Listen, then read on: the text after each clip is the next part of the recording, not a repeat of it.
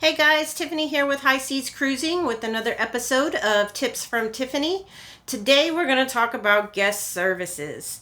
So we all have to visit guest services sometimes, not all the times, but the best times to avoid guest services, the times you don't want to go down there because the lines are going to be really long, is usually the first day because everybody's having problems with their room key or just whatever the case may be. Another day to avoid guest services would be the very last day. We've all seen the line. It's a mile long and then some. The best time to reach guest services would be early in the morning when they first get there, or even late in the evening. We've gone by 10 o'clock at night and they're there. So that would be a good time if it's something minor.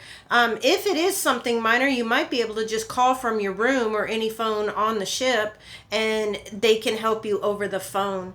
But yeah, if you're not wanting to stand in line for a whole lot of time, definitely avoid guest services on that first day and that last day. The last time we had to deal with guest services, they made announcements over and over again. Please do not get in guest service lines. If this is going on and we know it's a problem, so we will get it fixed. We had to stand in line because Chris's room key broke, so we had to get him a new room key. But we stood in that line for over an hour trying to get him a new room key because we didn't take our own advice and we needed the room key then and there. That couldn't be fixed over the phone. But if they are making announcements about don't get in line for guest services because of an issue, a known issue, then and that's affecting you, then don't get in the line because they're just going to tell you what they've already said over the intercom.